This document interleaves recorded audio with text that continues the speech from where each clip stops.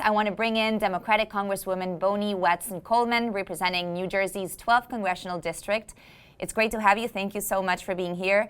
So, Congresswoman, based on what we all heard yesterday from Colonial Pipeline CEO Joseph Blount, how concerned are you about the cybersecurity at American companies right now? We're very concerned. We're concerned about whether or not the companies have the capacity to protect themselves, but we're also concerned about how the configuration of the government agencies and whether or not we have both the resources and the kind of organization and sharing of information that we need to be able to be helpful in this space in a proactive as well as a cleanup perspective. So, you know, as in Colonial, the FBI recovered some of the ransom that was paid, a significant amount of it. But all this is cleanup after the fact. They're tightening up their systems. All this is after the fact. TSA and CISA both have important roles in this space, and I'm not certain that they were brought in at an early enough stage before this happened and while this was happening in the Colonial Pipeline. I think that that's something that in Congress we need to examine even more closely. Right. This is after the fact and before the fact, as you're mentioning. The assessment that was supposed to be done, the voluntary assessment done by TSA, was rescheduled 3 times. Do you believe that if they had done that assessment, maybe this hack would have been prevented? Well, I can't answer that question because I think that we're encountering these ransomware attacks on a rather frequent basis and on different platforms in different industries.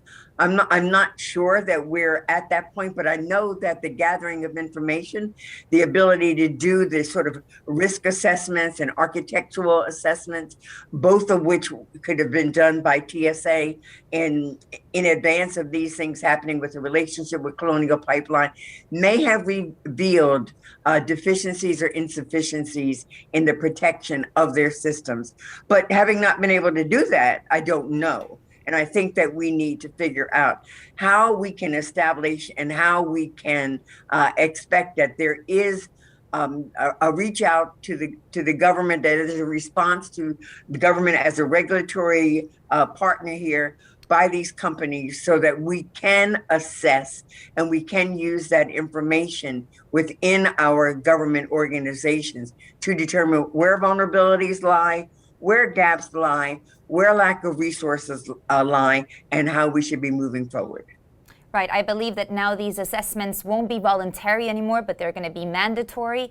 And do you think that they're going to explore the possibility of giving more funds to TSA to better perform this job, given all of these recent hacks? Yeah, I think this whole area of cybersecurity has been kind of loosey-goosey under the Republican administration, under Donald Trump. And so there's a lot of mending and building that the Biden administration has to do.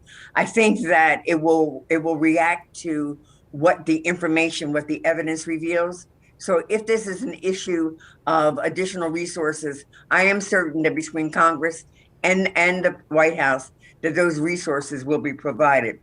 It is really important that we have a handle on this in terms of what can we do to prevent it? And when it happens, how do we hold those bad actors accountable? And when those bad actors are located in one region of the country, of the world, or one particular country, we need to be able to have conversations with the leaders of those countries and expect them to root out this kind of criminal activity. Right, the strategy when it happens, right? Colonial Pipeline paid this hacker group 75 bitcoins, which is now around $2.8 million today. We know that the DOJ has recovered most of that, which is about $2.3 million. And also JBS announced that it paid Russian-speaking hackers $11 million. So do you think that paying these hackers their ransoms immediately is the best course of action from these companies? You know, that's a question I asked Colonial yesterday. First of all, I found out that they really felt that they had the system to get back up and running without the encryption being given back to them by the hackers. And then